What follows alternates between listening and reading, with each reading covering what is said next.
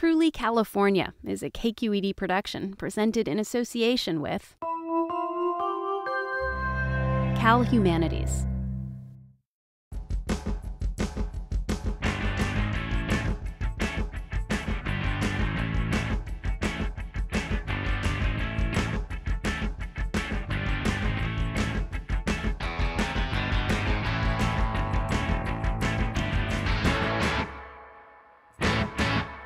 Next on Truly California. Lowriders, those hydraulically raised and lowered vehicles, come in a variety of sizes, models, years, and colors. For San Diego's rich Chicano community, lowrider culture has long meant more than driving a fancy car. It's about creativity. One idea makes another idea, it just comes to me. Cultural identity. It's that pride in us. Our cars were washed, clean, polished, everything was perfect. And we knew that we were special. And social change.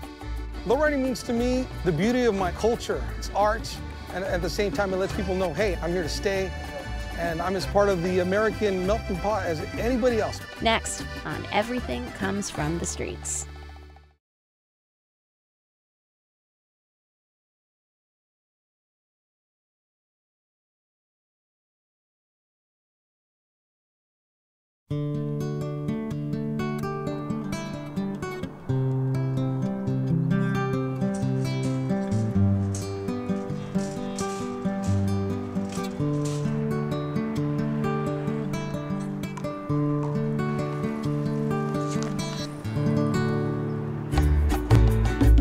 Lowriding to me is a self-expression of the ideas and the style that you like. And it's an individual pride. Cuando estaba yo joven, yo tenía un buen cuerpo, decían que estaba bonita. Pero nunca en mi vida había agarrado tanta atención con manejar ese carro. Para mí es como algo bien especial porque voy y me hace sentir un poder, que toda la gente, ay, bonito, nice car, hey. Y yo, yeah, that's right, and it's me, yeah, and it's mine. For a lot of us that have been doing this for so many years, the whole essence of being a lowrider was cruising. It's something that was born from the grassroots, that was born in the barrio. And to me, lowriding, it's become a way of life. Real lowriding started with the hydraulics. How low can you go, I even seen cars where their tire would go up off the ground and the car was laying on the ground. You can't go around with just a stock car with no rims and so on. You had to represent. And we always wanted to try to, raise the bar to be the best. The value that I saw in lowriding was that you made a commitment and being organized, stepping out of where you're supposed to be confined. We're not in the kitchen, we're in our cars, and we're having fun, and we're going to parties, and we're doing events, and we're part of the community, being role models for younger generations. If I hadn't done it, I'd probably be dead by now. And I mean that very sincerely in a sense that the type of lifestyle that we have in the barrios, the whole protectiveness of the barrio, it's a dangerous one. So for me, it was not losing totally the streets way of life, but an alternative. So to capture the history of lowriding and to leave something behind for the next generations to learn how we did it, how we organized, I think is very important. Lowrider is the Chicano's way of resisting and saying, you know what, ¿sabes qué? This is me, y qué?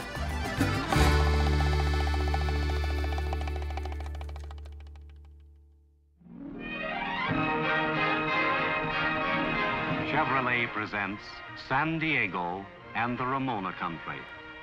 Romantic, yes indeed, especially to this honeymoon couple. The original Anglo settlers that came to San Diego County were Midwesterners. They tended to be conservative, tended to be white, patriotic, and they built the city according to that particular image. We enter the city along a smooth, wide stretch of engineering genius. But the Mexican presence in San Diego dates all the way to the first colonizers. In the 20th century, the community got concentrated in Logan Heights. And that has a lot to do with the availability of jobs, familiarity of people in the area, and also the fluidity of the border for most of the 20th century. So the Chicano community grew and strengthened itself right there. I grew up in Logan Heights during the 1940s. And this was my home here. It was a two-story house, and the whole area here was our commercial area. There were doctors, lawyers, also drugstores, five and dime stores. So, and we even had a parade here. And then with the 60s and 70s, that's when they came and they said, you have to move because we're gonna build a bridge here. And we moved. Then they started building the pylons. The creative mind and the imagination and the initiative took over, and we started looking at this as a collective effort by artists. Now, this is a National Historic Site of Aztlán.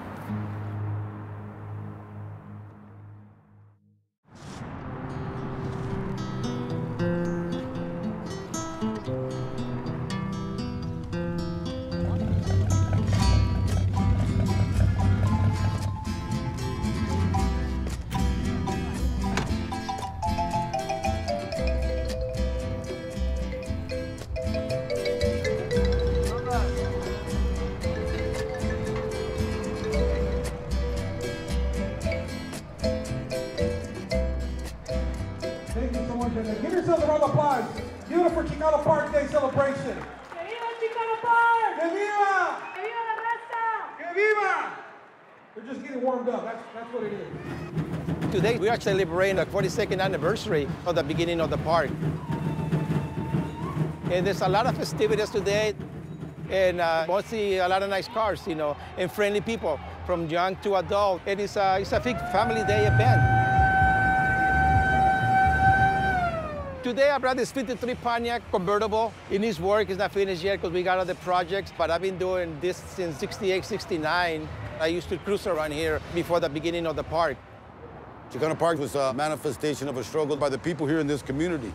The Terraza and Logan Heights were getting together to stand up against the city. You've been promising us a park. You've divided the community. You built freeways through here. You built bridges. And what happened was the people thought, in fact, what they were going to do was build up a highway patrol station here. You know, it was bad enough that they knocked down these houses and built the Coronado Bridge, and some of the houses our friends lived in. Now they're gonna put a highway patrol station there, and we thought, that ain't right. So we all took off out of school. And we went down protesting, saying, hey, we're gonna make a park. People from all over heard about land takeover here at Chicano Park. And you know, we didn't have the internet and Twitter and those kind of things in those days. It was just word of mouth. But by the end of the day, people bonded arms and stopped the bulldozers from plowing the land. And Chicano Park, you know, it was a symbol of the resistance. It was a symbol of the taking back of the land. It's always been a place that Raza knew that we could come, that this was our home, you know, somewhere that we didn't have to ask permission. The lowrider community has always been a very important part of the Chicano movement. It can be traced all the way back to the very beginning, to the takeover of Chicano Park. The Chicano movement was responsible for uniting our people and fighting for our rights and for others' rights. But the car clubs, they brought it to our youth. They brought it to our young people. They showed them the importance of uniting and organizing ourselves. In the year 1970, in the city of San Diego, under the Coronado Bridge, lied a little piece of land. A little piece of land that the Chicano community of Logan Heights wanted to make into a park. Chicano Park to us, lowriders, means a lot. Not only because we were involved in the takeover, but what it means to the whole community. And for us that grew up during the era of the late 60s, early 70s, the peak of the Chicano movement, this lowrider culture went hand in hand with coming together, making a stand against the establishment. And this year we were honored to be asked to raise the flag and commemorate the anniversary of the park on behalf of the whole lowriding community. If it wasn't for the lowriders here in San Diego, we wouldn't have a Chicano Park Day. We understand very clearly the role that lowriding has played in our movement historically. And the lowriders understand the importance of having Chicano Park as a place to call their own. Somewhere not just to show their car, but to show their pride. And I think that's where lowriding starts with, showing that pride.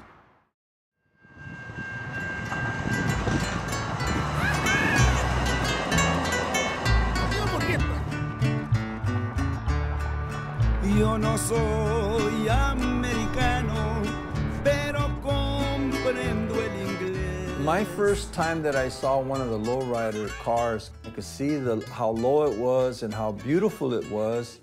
And right away, like that, just like that, it reminded me of our period growing up in the 1950s.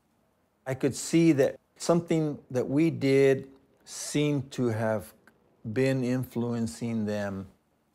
The fellows that had cars began to modify them, and some cars had skirts, which made the car look lower, and many of the cars had white walls. A lot of the seat covers were being designed in Tijuana, Mexico, and we really loved Mexico.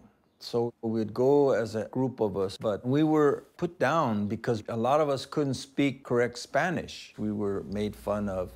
So we were not really accepted in Mexico during the 50s. And we were also not accepted in the United States. So we had our own way of trying to survive. We decided that we wanted to develop a club. And so Los Gallos, we were a social club. We were always attending dances that we organized, and beach parties and picnics. And we'd all meet at the drive-in on Market Street, Lawton's. And these are the jackets that we wore. It has the sombrero, the guitar with a broken string. And before this was a park, this was all dry land. There was no grass. And we would drive our cars up the hill here, and we'd park all around here. And we would bring our guitars, and we would sing, play the liras. A lot of the times we came up here, all the guys by ourselves. And whenever we brought our dates, we would sit in the car and talk. And at that time, we'd neck a little bit. Enjoy ourselves, yeah. But nobody was here. So it was like our little place. And we were engaged in improving our community, improving ourselves especially.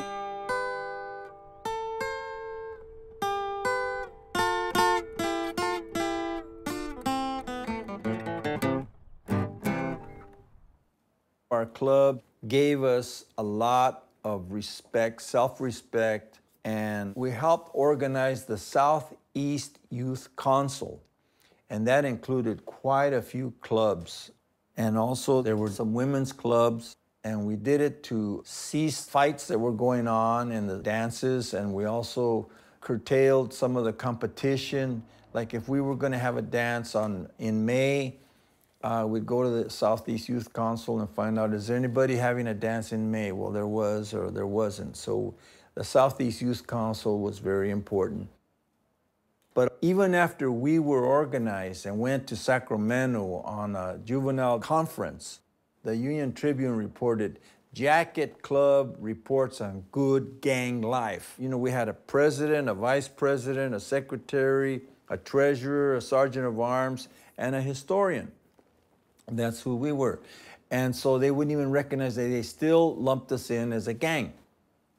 I was probably in the 7th grade when I got involved with this group called Los Chicanos. They was influenced by an older group, Los Gallos. Basically, they taught us the fundamental of organizing. I mean, we were able to do different things. We organized dances, and we were a popular club. Now, the name is kind of interesting because during that time, 1950s, early 50s, nobody called themselves Chicano. Well, a friend of mine, Albert Yusquiano, they were at a meeting one time, and they were trying to decide what they were going to call themselves, this group. And there were a lot of clubs, jacket clubs, if you might want to call them. They were naming themselves Lobos, Amigos, Pollos. And Albert says, We're not animals. We're Chicanos.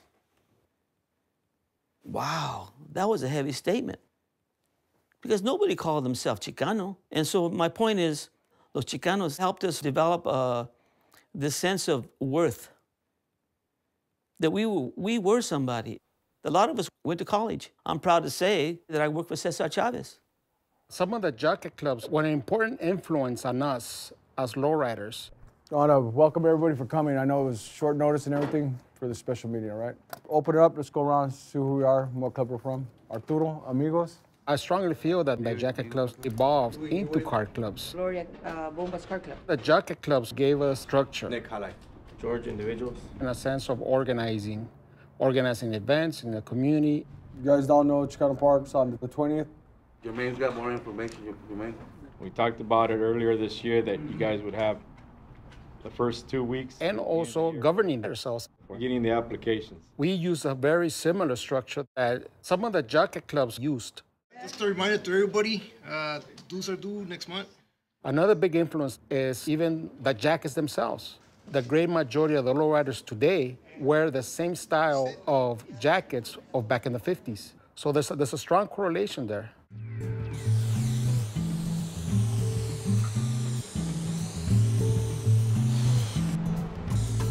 My business is changing cars around, restyling them. They didn't call them lowriders, they just called them custom cars. Cars to me were like a piece of art, man. You know, you chisel on it, cut on it, or bang it around, change it. When I look at a car, I would look at it and say, this car looks like a million cars sticking on the street, so I'm gonna do it different.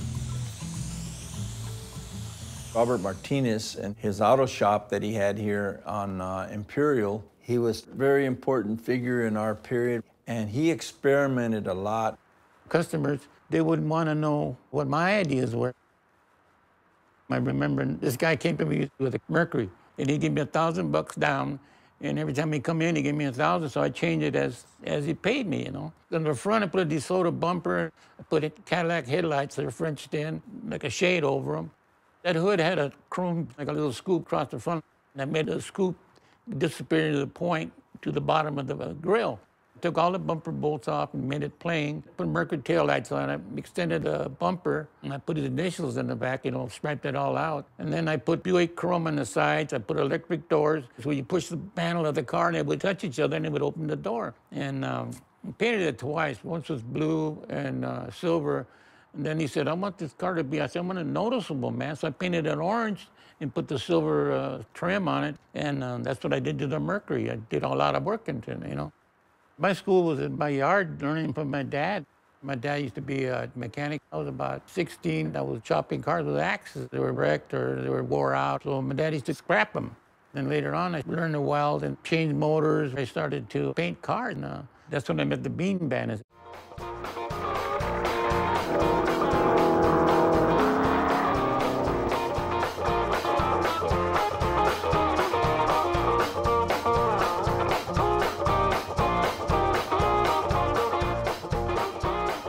Guys would get together, build cars and race them. And Joaquin was one of the main guys. Man, he was good at that. We were just about unbeatable, and it was all because of Joaquin Arnett.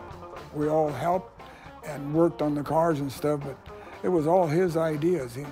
When he built a car, he built the steering, the framework, he built the engines, the transmissions, the rear ends, everything you can think of. I guess you could say he actually made the club. This man was unbelievable, you know. There was nothing he couldn't do. And let me tell you that I miss him a lot, you know. He'd help anybody. And so he became a hero kind of thing, you know. And so the Bean Bandits to me were always the club to be in or the guys to be around. And a lot of the people in the barrio used to say, yeah, the Bean Bandits are good guys, man. You know, you got to go up to the races and watch them. Because we used to put on quite a show out there, you know.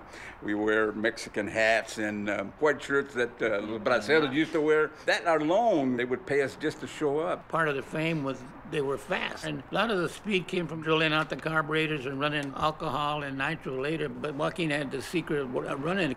Plus the idea of building them, the length and the gear ratio, all that. And before drag racing, Joaquin was chopping tops on cars, and he was doing all that type of lowering cars, and he was a body man. He could do anything to a car. There's a gentleman here, Bobby Martinez, did a lot of that. I went to Bobby and I said, Bobby, I got a 47 CAD converter, it's beautiful, but I want to lower it down. He said, well, we got to section the frame. I said, I don't want nobody cutting on my frame, but he said, no, this is what I'll do. And it was perfect, and it came out beautiful. One job that he did on a paint job, and he was a little loaded, you know, and somehow he fell over the car, and all his shirt was on top of the hood. He said, oh my God, what am I going to do this? So you know what he did? He got everything straightened out, got himself clean, and then he started making figures about over the mess that he made. And he says, man, that looks pretty good. And the guy that owned the car came to see it, and he said, man, that is fantastic. You know, and that's how he picked up on that. So this guy's got a lot of ingenuity himself.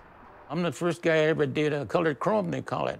I was painting this Chevy, and this guy that helped me forgot to mask off the words, you know. So I'm spraying away, and it was like a candy color. It was a transparent paint, but you put enough on it, it'll cover it up, and it'll be blue instead of iridescent blue. So I was painting this car, and I went over the emblem, and I hit it with the first coat, and it kicked. You know, I went like colored chrome. I said, man, look at this thing shine, man. It looked like gold, you know what I mean? But it was blue. So I said, remember that. One idea makes another idea. You know, it just comes to me. You pick up something that's in the corner and improvise.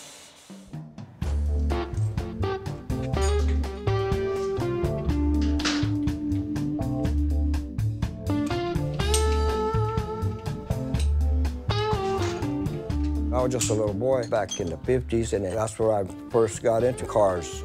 All the older guys in my neighborhood in Chowtown, they were in social clubs.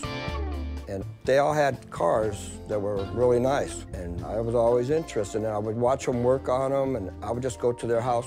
All around the neighborhood they lived, and they would be lowering them and changing the tires and painting the bottoms. And in the 60s, we had a club called Los Condes, and it was all the guys that we were going to school with. It was a social club. We all had jackets, and then all the guys had cars. I had a 55 Nomad. I had air shocks on the back, so I had it really low with the lowering blocks, and I would go places and let the air out of the shocks. And the car would go down, you know, inches. The bumper would be inches from the ground. When we got older, we wanted to start a car club. So then we started the Latin Lowriders. It was a handful of guys who used to have our meetings like on Friday nights, and we had it pretty well organized. And I had a lot of pride in being in the club. I didn't really do anything for the club. Once we started the Latin Lowriders in 1969, everybody wanted to start their own club. And so the clubs started popping up left and right. Brown Image started back in '69, and it was basically a lot of friends. Some of us younger guys were in a group called Zapata from the radio station. The radio station was helping the youth, trying to keep us out of trouble. The Zapatistas, well, I tell you, I mean, they didn't have any discipline at first. I mean, they were just fighting and, you know, and we encouraged them to get along. And as they were developing a self-concept, orgullo, their Chicano pride became a very important part of developing car clubs. Brown Image continued the brotherhood. Back then, it was just about the lowrider. It's about the Mexican heritage. It was like you put on a nice jacket or something, you're showing yourself through your car. You came in with a nice lowrider and you show style, you show class, you're cruising. There was another club in National City. It was called Chicano Brothers. And somehow National City gave them a building. You could paint your car, you could work on it in there. They had all the tools. And then on the weekends, they would have parties and stuff there. The first lowrider club that I joined was Chicano Brothers in National City.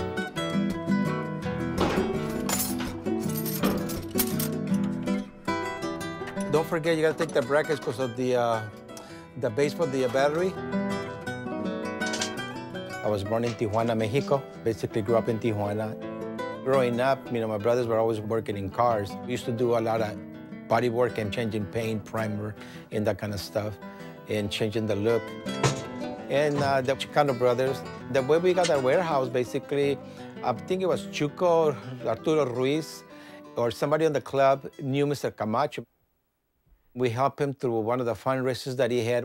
And he said, we got this empty building right here that the city had moved to another location. If you guys wanna use it as a clubhouse. We started using that as a clubhouse and a place to work in the cars. On weekends, there was always the meeting place for parties, music, and everybody knew Chicano Brothers Hangout. I think that was the connection that we had from some of the clubs from Tijuana.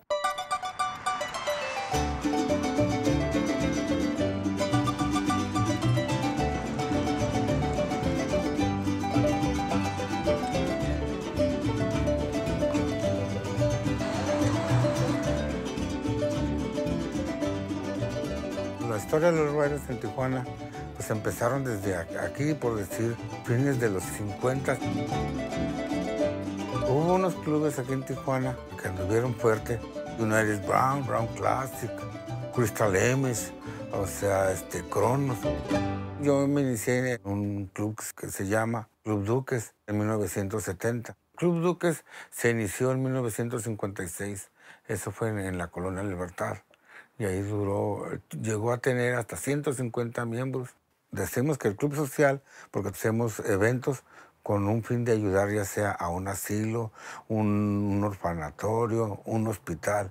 Todos los hacemos. Eso es la onda de ser socio de un club, ser amigo y todo el tiempo andar sonriendo y caer bien y respetar a la gente grande. Y íbamos a Tecate, a las vaquereadas, a las charreadas.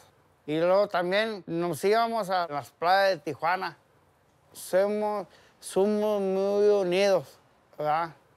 A cada socio le dábamos a arreglar el carro. Si lo quería pintar, entre todos lo lijábamos y lo preparábamos y en la tarde lo pintábamos.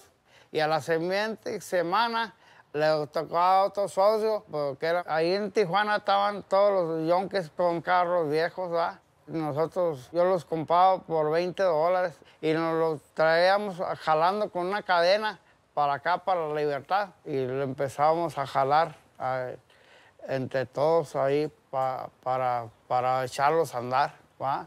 Some of the guys took their cars that they wanted. Oscar Rivas had a stock 69 Riviera using his own concept. He took it down to Tijuana where they actually lowered his top and chopped it in half and did all the work, the custom paint job. He had an upholstery guy down there actually do his customized upholstery inside.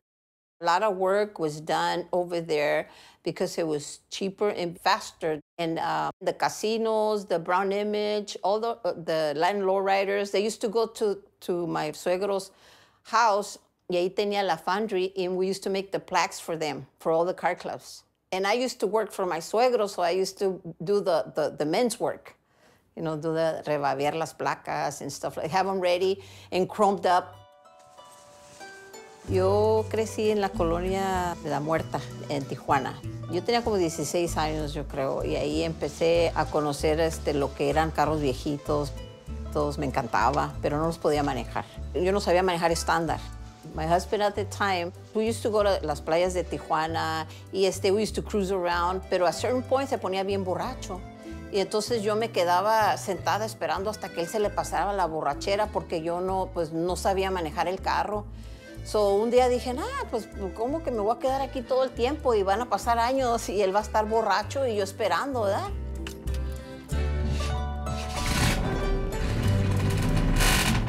So, lo que hice fue aprender a manejar el carro. Y ya de ahí, pues, ya me gustaba sacar el carro. Y más me empezaron a gustar los carros.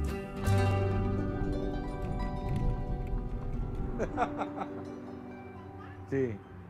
Yo tuve la suerte de involucrarme en esto porque yo tuve varios autos y empecé a comprar partes para carros y luego todos mis amigos venían conmigo a que les ayudara a conseguir o a que le vendieran una de las partes que yo tenía y empecé a ir a Los Ángeles a comprar partes y aquí yo tengo la satisfacción ahora que soy el que surto a todos los lowriders y clásicos de aquí de Tijuana.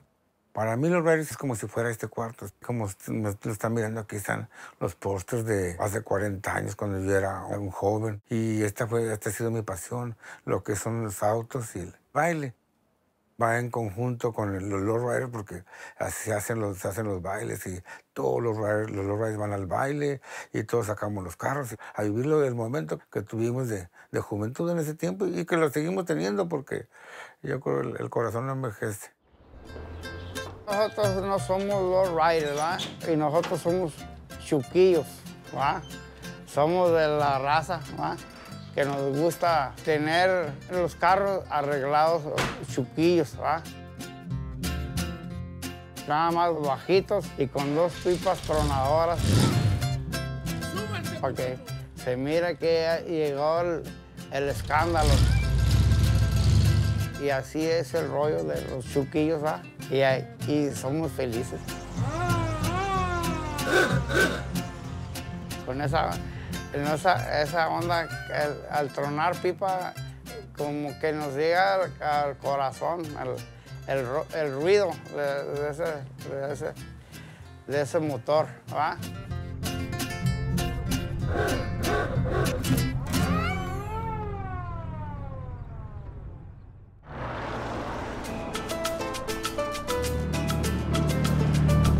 I grew up here in Del Sol. It's a small neighborhood on the south side of San Diego. When I was 16, 17 years old, that was the most important thing in my life, protecting the neighborhood. But once I started realizing that there was more to life than that, I decided to focus more on myself, on my family, and in the culture. And I got more involved with the Chicano movement. And some of my older friends started getting into cars, and that really attracted me. I ended up joining the casinos in 1975. I was going to high school at that time, and prior to that, the casinos, I had a reputation of being from Tijuana. And my trip was to be here over the neighborhoods on this side of the border, so for that reason, when I joined the casinos, I made it a point to try to change that image. But yet, many of the clubs of that era still saw us as a Tijuana car club. So in 1977, we decided to quit the casinos, and we started the Amigos, and we've been here ever since. This is a 1929 Willys Knight. I've had it for over 20 years. I decided to fix this car because it's pretty unique. You don't see too many of these cars as lowriders. I have quite a bit of investment on it as far as hydraulics, and most of the car was designed by Victor Cordero. It reflects my experience over the years, and I said that I consider myself Chicano, but when we're trying to find our identity, grasping the reality of who we are, we can't deny the fact that we are Mexican also. This car is dedicated to all the revolucionarias, all the women that fought in the Mexican Revolution and continue to fight today. And to me, what's very, very important that brought everything together, I feel, is here a dedication to my mom, because she brought up 4 kids on her own as a single mother. So the whole dedication of this vehicle is basically for that.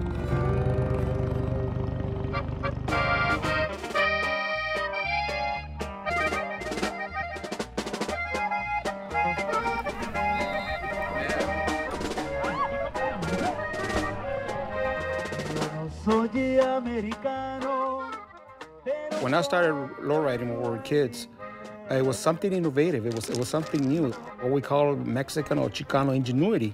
I saw my first lowrider. I wanted one. You know, it just goes to the floor.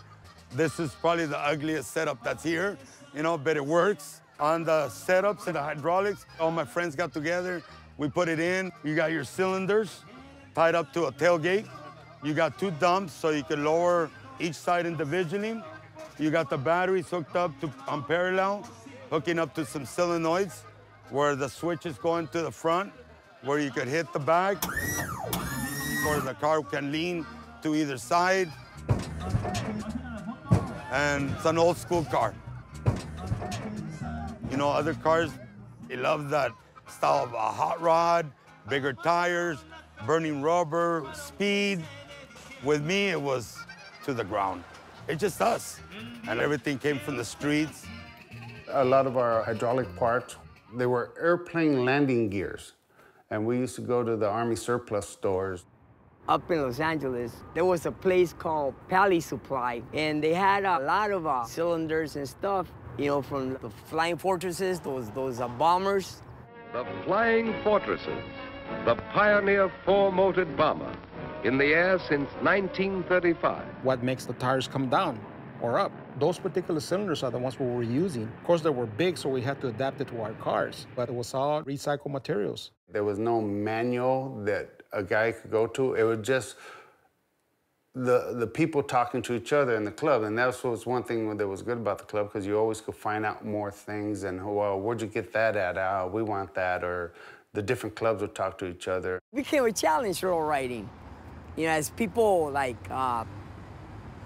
came up with something, somebody would come up with something else. Lowriders, those hydraulically raised and lowered vehicles, come in a variety of sizes, models, years, and colors. The curb surrounding Chicano Park on a Sunday afternoon offer an informal place to get an idea of the variations.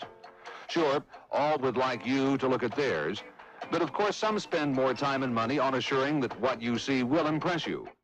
There was a lot of competition.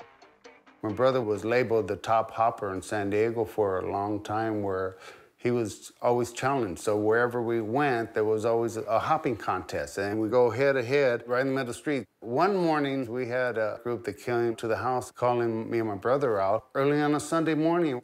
But back then, hopping wasn't like a stage thing. It was like, you're either ready for it or don't take your car out in the street, because if they know you're one of the best, they're gonna go up there and people are gonna challenge you. You know, today, nowadays, you know, hey, it's for trophies. Okay, let's see who gets the highest. So somebody puts this big old, the back end way up there and jumps, you know. But that's show. Back then, it was the street.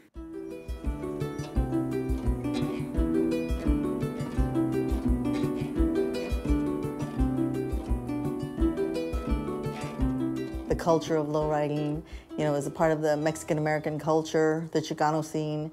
And I actually got involved through the Committee for Chicano Rights. We used to go down to the border and march. A lot of the events we went to, there was a lot of lowriders, and we would always say, man, I want my own car. I want to have my own car. We dreamed of it, we would talk about it. Back then, at that time, you gotta remember, a lot of females weren't allowed in certain things, and it seemed like lowriding was one of them. Because in the workplace, I had that problem. They didn't want women where I was working at. So I got tired of it. I said, something has to be done.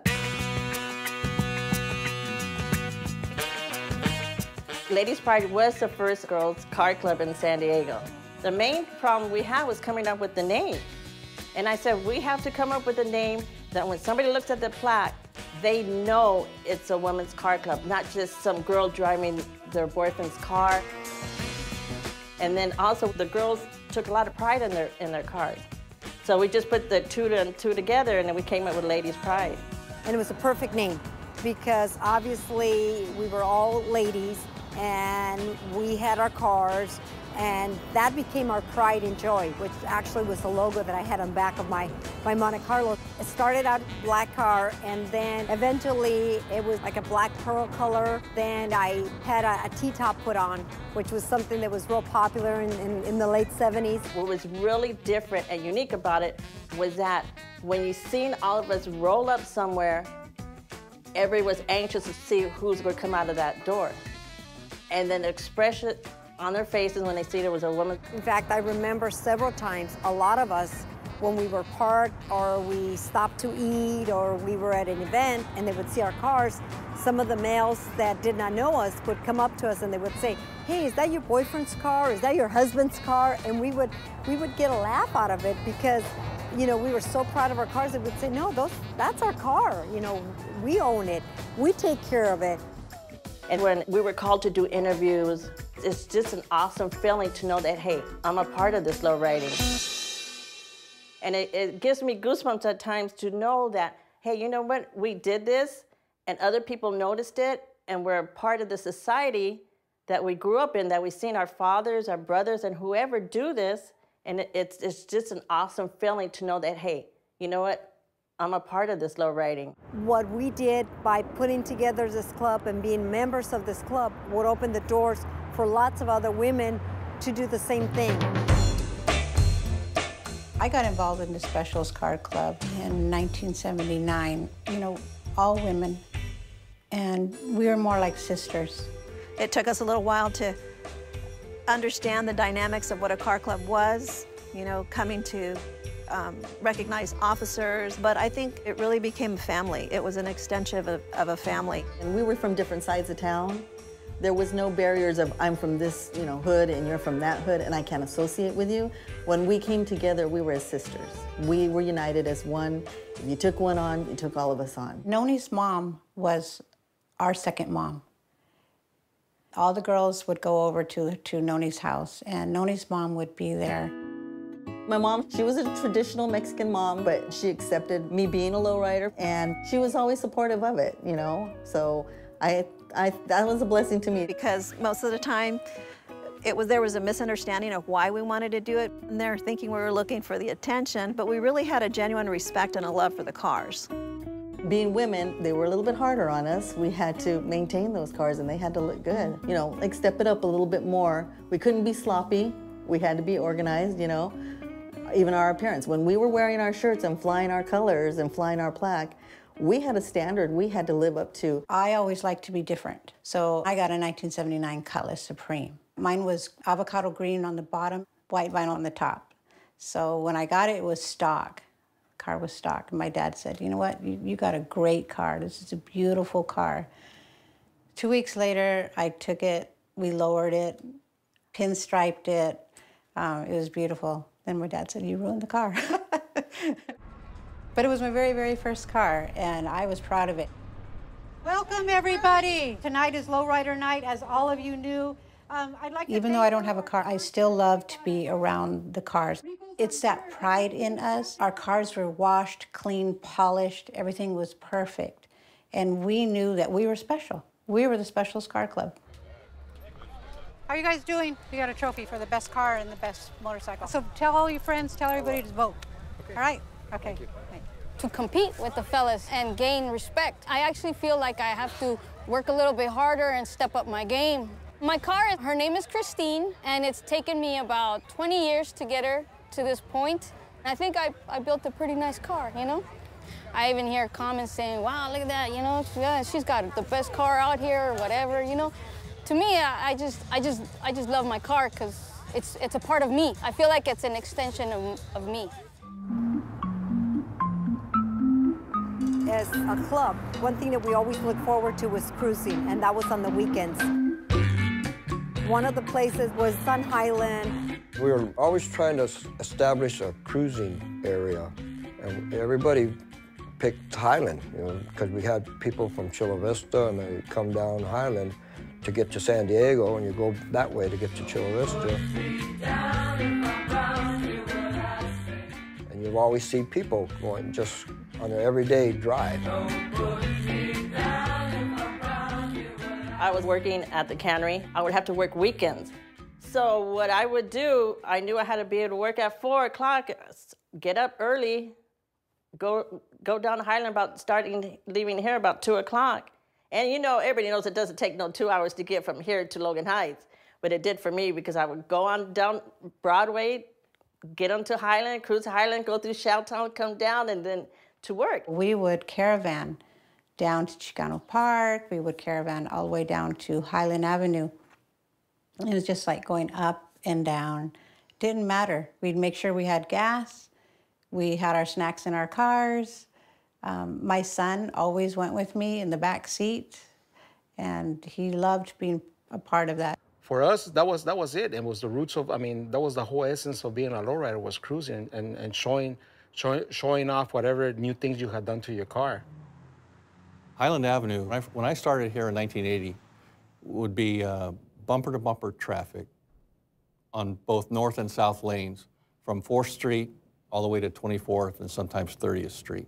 Completely packed in front of all the businesses, and the cars would have loud music.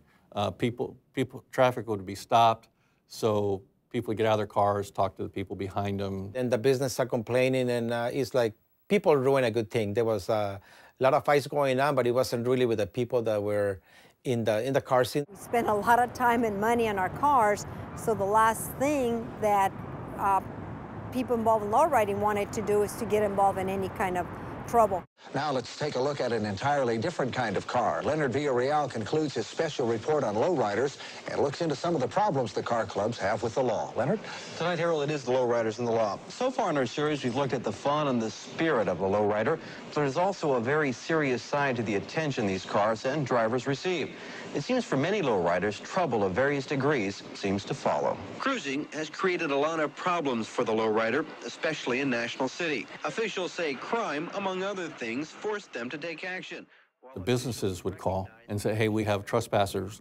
And the residents in National City, they couldn't get to the stores on Highland Avenue. And so once the police department would receive a complaint, then we had to act on it.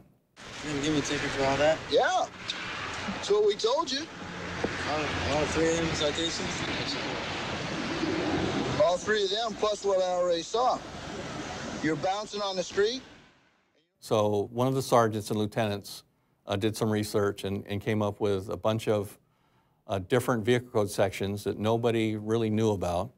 And we would write tickets for the batteries, the hydraulics, the modified frames, the tires, and things like that. And to us, that was it was a definite sign of harassment. I would probably write between 10 and 12 tickets to lowriders and maybe impound 1 or 2 cars. That would be a typical night. Back then, the police department had a reputation of being very hard-nosed. Yeah, they were like the wolf pack, you know, ready to do the Pac-Man on you, you know. And those tickets cost, you know. If you were saving to do something custom on your car, you know, there you go. You got to go to court. Here comes the judge, and boom, stick it to you. The police were always enforcing the cruising on Highland. When I was young, I got pulled over, I don't know how many times, and I wasn't doing anything wrong. I was just lowriding. I got ticketed, but for being too loud and too loud all the time. I got told to get off Highland and don't come back by National City PD. And the officers, San Diego, it's a military town, so a lot of the officers were not used to seeing Mexicans, and they were not understanding the culture. And there was a lot of misconceptions of what the car club was. There was a couple movies out in the 70s that portrayed car club people as gang members. And that set the public perception.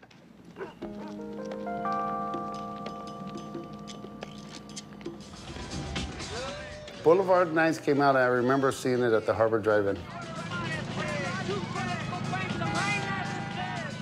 We had our lowriders and the wives, girlfriends at the time and stuff, and we watched the movie there.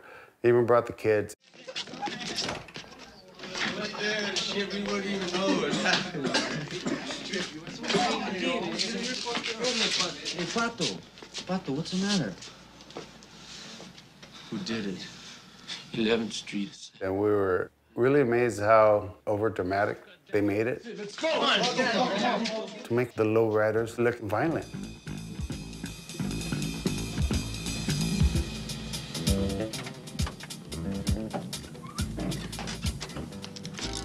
There were gangs, all this other stuff, which was a bunch of bull, you know. But it changed a lot of the way people thought. And people were scared of the car clubs. And we talked about it and thought, what do we want to do to make this change? A good handful of us thought, let's have a gathering of all the car clubs and show the community that we're not at war with each other. And for the clubs to know each other, I said, each club is going to come with 2 kegs of beer. And you're going to serve that beer to every club member, free. But you're not going to serve it with your club member. You're going to serve it with another club member. You're going to talk and know each other. Turned out really good. And now when they went cruising Highland, they stopped and talked to each other. They helped each other. And that was the beginning of the Car Club Council. Recently, the Committee on Chicano Rights helped the many car clubs organize an area-wide car club council. And it was at a recent meeting of the council I spoke with members about the reasons for their interest in lowriders. It's part of our culture, part of our tradition, something that the people out there don't know that, it's been going on for a while, for a long while, and it's probably going to continue for a long while more. Highland to us was the central point of uniting not only as car clubs, but as a community. Hundreds of Chicanos from 11 lowrider car clubs and supporters from the Committee on Chicano Rights gathered in front of the National City Police Department and City Hall. Lowriders claim police are abusing and harassing them every time they try to cruise Highland Avenue. I think it's very important that we were able to get other organizations to support us. The CCR, the Committee on Chicano Rights, was one of the organizations that we approached. And one of the reasons that we approached them because I was involved with the CCR. Our position was that you couldn't break the law to enforce the law, and that the National City Council and the police were breaking the law because of the violation of constitutional rights, the right to assembly, the right to travel, equal protection of the law. We went as far as organizing the community. We got up to 300 to 400 people to come and to a community meeting to expose our points against the National City PD. What I'd like to know is how come you guys are blocking the streets? How come you're telling us to go out of town? It is you, City Council, who are ordering the police. But what gives the police the right to start breaking the law every time they see a lowrider, they go after him and they tell you, get out of here, out of town? The harassment should be stopped now, not later on, now, before an innocent Chicano gets killed down Highland for no reason at all. Thank you. People started realizing that they didn't have to take it, and they needed to participate. Otherwise, the rights will continue to be stomped on.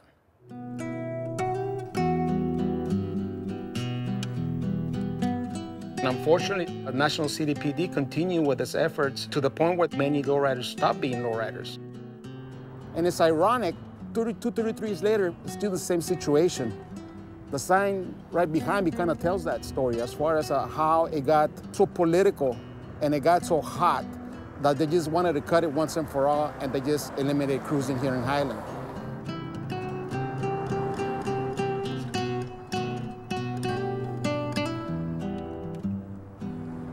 We're still looking for that place to cruise. And we have lost the culture of the streets, of cruising the streets, and that's where we started from. And I feel to a great extent that that's what we need to go back to. We need to go back to the streets.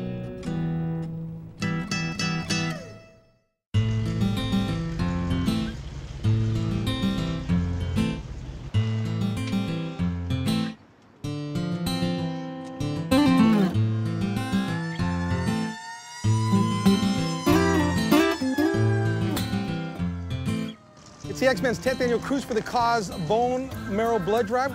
Get on the registry so we can help save lives. Come on down here, it's the X-Men all the way live with Magic 92.5 San Diego's Old School in Chula Vista. There are a lot of leaders in our community that have lowriders. What about you? What kind of car do you want? You can pick one. They do a lot for the community. Hey, man, how old are you? And you're 17 years old, and he says, I don't want a new car. I want a car from the 50s.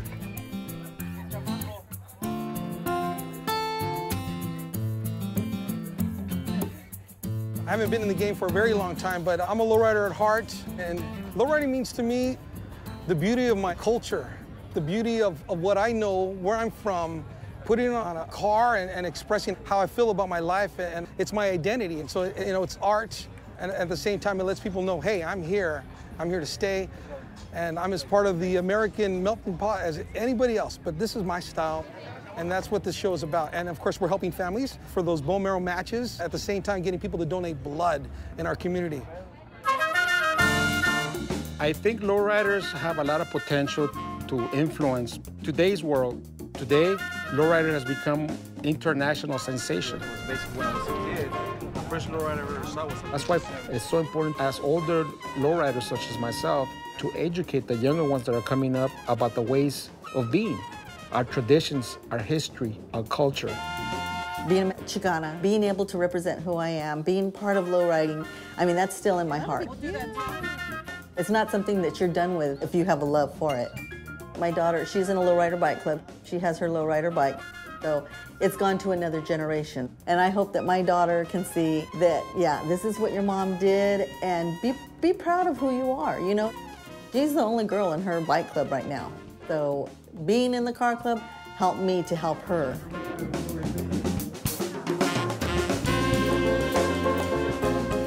The car scene has been a big influence for me. There's been a lot of good from the different clubs that I belong to. Oh yeah, I have my jacket. But the wife, she's always supported me. And I got to work with my son, working on a lot of the cars. We built 2 cars together. We're still doing it. When I get a chance, my grandson is out there messing the wrenches with me on the garage too. He's doing pretty good. I think one of the things with lowriding is that it brings people together.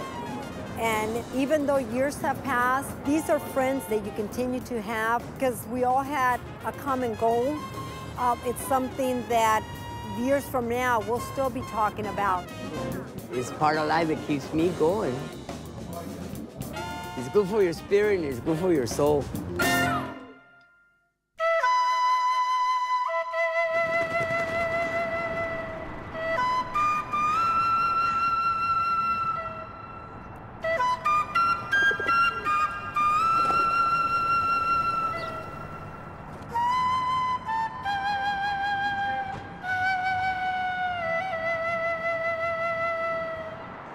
All the clubs in the Lowrider Council decided to get together the last Sunday of the month. And we're cruising again. Chicano Park is back.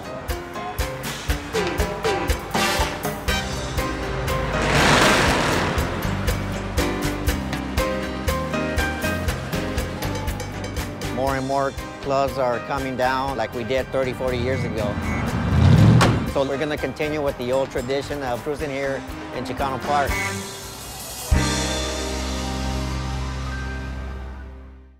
Two, three, four. Well, it's time to shine the light on the young souls of the earth. Let it shine, illuminate the beauty of their world. I said it's time to shine the light on the young souls of the earth. Let it shine, illuminate the beauty of their world. We gotta educate, not incarcerate. Souls of humanity will shine. Educate, not incarcerate. Souls of humanity will shine. Vamos, mis amigos, let's try some brotherhood. No need to kill another over a neighborhood. Want more Truly California? Visit us online to keep up with the local film scene, stream full documentaries, and submit your film to Truly California.